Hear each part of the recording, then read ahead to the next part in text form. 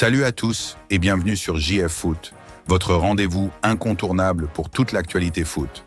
Au programme aujourd'hui, Rashford se rapproche du Barça, mais un départ était nécessaire pour finaliser son arrivée.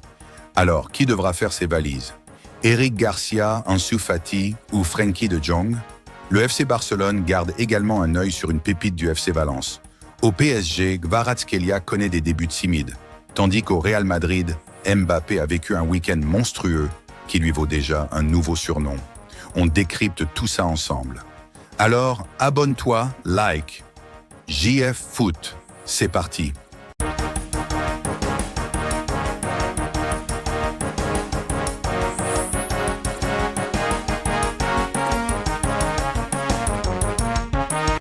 Désireux de signer au FC Barcelone, malgré l'approche de plusieurs autres grands clubs européens sur ce mercato, Marcus Rashford pourrait voir son rêve exaucé cet hiver. Où jouera Marcus Rashford cette saison? Courtisé par de nombreux clubs européens, comme l'OM, le FC Barcelone, l'AC Milan et Naples, l'ailier anglais devrait quitter Manchester United cet hiver pour se relancer dans un nouveau projet. Sa préférence va au Barça, où Hansi Flick l'apprécie en retour. Les finances du FC Barcelone ne permettent pour l'instant pas de débloquer le dossier, notamment en raison du salaire exorbitant de Rashford. Pour déverrouiller celui-ci, il faudrait le départ d'un joueur coté au mercato. Si Ansu Fati est souvent nommé, un autre Blaugrana pourrait faire l'affaire. Il s'agit d'Andreas Christensen. Blessé au tendon d'Achille depuis le mois d'août, l'international danois n'a pas évolué une minute avec le Barça cette saison. Barré par Cubarsí, Garcia, Martinez et Araujo, le retour de Christensen dans le groupe catalan paraît compromis au point que Mundo Deportivo assure qu'un départ en Angleterre, où il garde une bonne cote après avoir remporté la Ligue des Champions à Chelsea en 2021, pourrait s'organiser dans les prochains jours. Sous contrat jusqu'en juin 2026, le Danois est actuellement évalué autour des 20 millions d'euros. Marcus Rashford est prêt à faire une folie pour signer au FC Barcelone. Alors que l'attaquant anglais est convoité par le Barça, il est prêt à faire un gros sacrifice pour rejoindre la Catalogne. C'est le dossier qui anime le mercato du Barça, dans le sens des arrivées du moins. Après avoir réglé les cas Dani Olmo et Pau Victor non sans trembler, le Barça avait reçu une autre bonne nouvelle en début de mois. Le retour à la règle 1 et 1 du fair play financier de la Liga suite à la vente des fameux sièges VIP du Camp Nou. Ce qui donnera un peu plus de souplesse et de marge de manœuvre au FC Barcelone pour les prochains mercatos. Il est donc tout à fait possible de voir les Barcelonais recruter d'ici le 3 février et la fin du mercato hivernal. Et un nom se dégage, Marcus Rashford. L'attaquant des Three Lions veut quitter Manchester United et le Barça est son choix de prédilection. Un intérêt plus que réciproque avec Hansi Flick qui a validé son profil selon différents médias ibériques. Rashford doit faire un sacrifice, mais il y a encore des obstacles qui séparent l'anglais du club catalan, d'ordre financier principalement, en raison du salaire conséquent du joueur. Le Barça doit encore dégager quelques fonds, via la vente de joueurs, pour avoir la somme nécessaire pour payer une bonne partie du salaire du joueur. Seulement personne ne semble l'être sur le départ en ce moment. Ronald Araujo a finalement prolongé, Hansi Flick a bloqué le départ d'Eric Garcia et Ansu Fati, le principal candidat à un départ, n'a pas de prétendant sérieux pour l'instant. Comme l'indique le Daily Star, il y a aussi une autre possibilité, que Rashford accepte de baisser ses émoluments. Il touche 18 millions d'euros par saison, de façon conséquente. Le média indique que c'est un sacrifice que l'attaquant de 27 ans est prêt à faire. Il renégocierait donc un salaire à la baisse avec les Red Devils, qui le prêteraient ensuite à Barcelone, et les deux clubs ne devraient pas débourser tant d'argent que ça pour l'anglais. Affaire à suivre.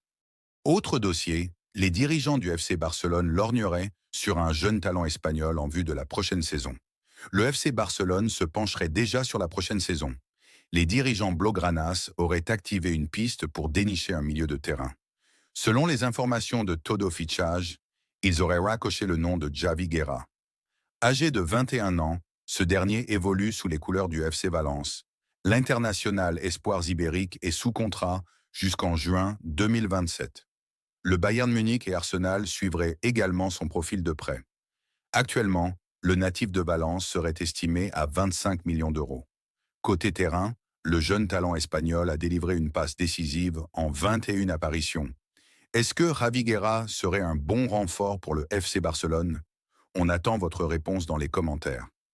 Dimanche soir, le Barça a mis un carton à l'équipe de FC Valence et Hansi Flick savoure la très large victoire de son équipe. Après cette victoire écrasante de son équipe face à Valence, 7-1, Hansi Flick a exprimé sa satisfaction concernant la performance collective de ses joueurs. Il était important de voir des joueurs avec des jambes fraîches aujourd'hui et ils ont fait un excellent travail. Tout le monde a été très impliqué et impeccable, a-t-il déclaré après la rencontre. Concernant les performances individuelles, il n'a finalement pas manqué de féliciter Fermín. Fermín a été impliqué dans plusieurs buts et a été désigné meilleur joueur du match. Je suis très content de lui, il est bon sur le ballon, bon dans la finition. Enfin, Flick a exprimé sa satisfaction face à la qualité de son effectif. Choisir les joueurs, c'est mon travail. C'est une bonne chose qu'il me complique dans la tâche pour choisir le 11 de départ.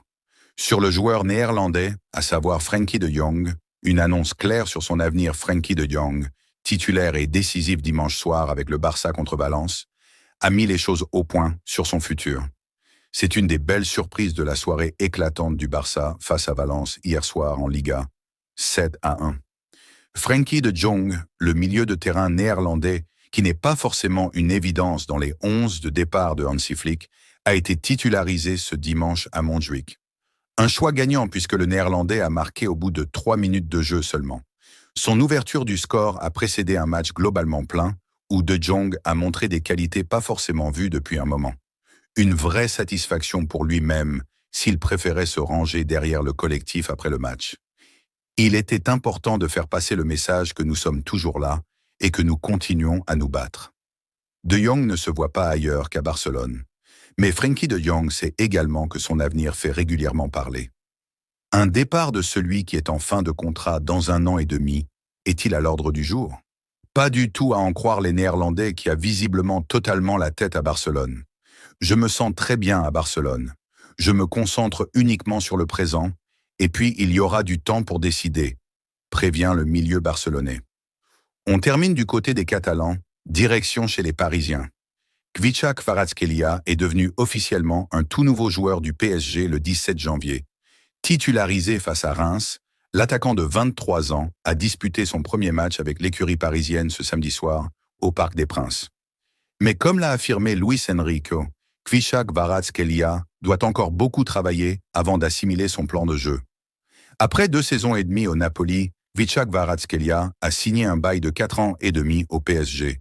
Ce samedi soir, l'international géorgien a joué son tout premier match avec le club de la capitale. S'il a délivré une passe décisive à Ousmane Dembélé face à Reims, 1-1 au Parc des Princes, Khvicha Kvaratskhelia a encore beaucoup de choses à apprendre au PSG. En effet, Luis Enrique a fait clairement savoir que son nouveau numéro 7 était encore loin de connaître son plan de jeu sur le bout des doigts.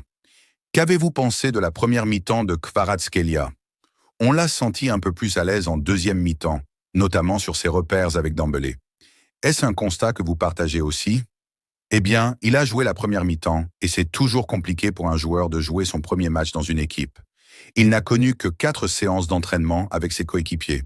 Nous le connaissons à peine et il ne nous connaît pas non plus. Je trouve qu'il a été bon. Dès qu'il touche le ballon, on sent qu'il est différent, a déclaré Luis Enrique en conférence de presse d'après-match. Dans la foulée, Luis Enrique en a rajouté une couche. C'est son premier match, mais c'est le premier d'une longue série au sein du club, et je pense que le bilan est positif. Il a très bien commencé la deuxième mi-temps, comme sur cette action où il a réussi à combiner et à faire la passe à Ousmane. Il est sur une bonne lancée. Il manque clairement de rythme parce qu'il n'a pas joué officiellement depuis un moment. Il est évident qu'il ne comprend rien et que la situation est encore nouvelle. Mais j'espère que c'est le premier match d'une longue série, a confié l'entraîneur du PSG ce samedi soir. À Madrid, Kylian Mbappé hérite d'un nouveau surnom. Les doutes de la première partie de saison sont déjà loin pour Kylian Mbappé. Le Français est en forme et marque but sur but avec le Real Madrid. Une forme étincelante qui en fait le patron de l'équipe madrilène pour la presse espagnole. On a perdu le grand Kylian Mbappé d'août à novembre, mais Valladolid a constaté son retour fracassant depuis plusieurs semaines. Emprunté sur le terrain et maladroit devant les buts à son arrivée en Espagne, le Français a retrouvé sa totale efficacité. Le Real Madrid ne s'en plaint pas puisque l'ancien Parisien a inscrit un triplé contre la lanterne rouge de Liga, offrant un succès 3-0 à la Maison-Blanche. Mbappé vient d'atteindre les 15 buts en Liga pour concurrencer Lewandowski en tête du classement des buteurs. Son rendement est très élevé en ce moment puisqu'il a marqué 8 buts sur les 8 matchs du Real en 2025. La presse espagnole comme Marca est dithyrambique au sujet du capitaine de l'équipe de France. Le quotidien madrilène estimait que la victoire du Real samedi était essentiellement due au duo Mbappé-Courtois. En effet, Valladolid a bousculé le champion d'Espagne en titre en début de match, lequel a pu compter sur les arrêts du gardien belge avant les buts assassins de l'attaquant français. De quoi inspirer la création d'un nouveau surnom pour Mbappé. L'ancien joueur du PSG a été appelé Jumanji par Marca, une référence au jeu de société fictif narré dans un célèbre livre, une série animée et même un film. Kylian Mbappé est donc vu comme le maître du jeu en Liga, le joueur qui fait basculer les matchs et décide de leurs résultats grâce à son immense talent. À voir si ce surnom franchira les Pyrénées jusqu'en équipe de France, alors que ces derniers mois, l'attaquant ne maîtrise plus grand-chose chez les Bleus. Le Real Madrid a trouvé sa nouvelle BBC. Pour leur première saison ensemble, le trio d'attaque actuel formé par Mbappé, Vinicius et Rodrigo a des stats très proches de la fameuse BBC, composée à l'époque par Bale, Cristiano et Benzema. Jamais les Madridistas n'oublieront la ligne d'attaque dévastatrice qui a fait les beaux jours du Real Madrid pendant 5 saisons, avec presque autant de Ligue des Champions et autres trophées remportés. CR7 en étant le leader, mais bien soutenu par ses deux compères. L'apogée de ce trio aura sans nul doute été la saison 2015-2016, où à eux trois, les attaquants ont inscrit 98 des 149 buts marqués par leur équipe, toutes compétitions confondues, avec un total stratosphérique de 50 et une réalisation pour le Portugais.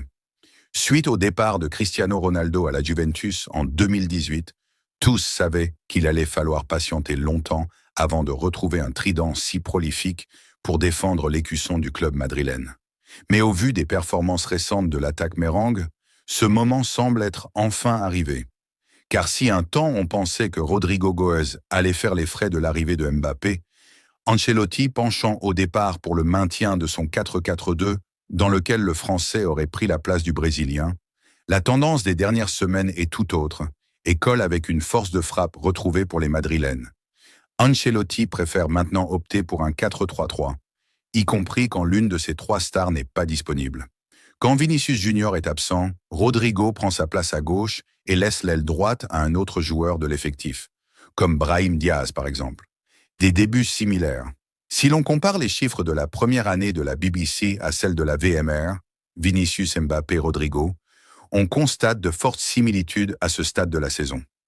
À la date du 24 janvier 2014, la BBC avait marqué 55 fois, 31 pour Cristiano, 14 pour Bale et 0 pour le troisième joueur, 10 pour Benzema.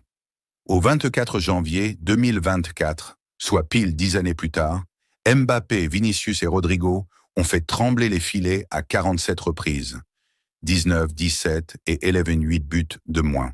Donc à ce moment de la saison, mais un rendement qui reste tout à fait honorable et laisse à penser que le Real Madrid pourrait avoir enfin trouvé sa nouvelle BBC. Voilà, c'est tout pour aujourd'hui. On se donne rendez-vous pour une prochaine édition. Abonne-toi.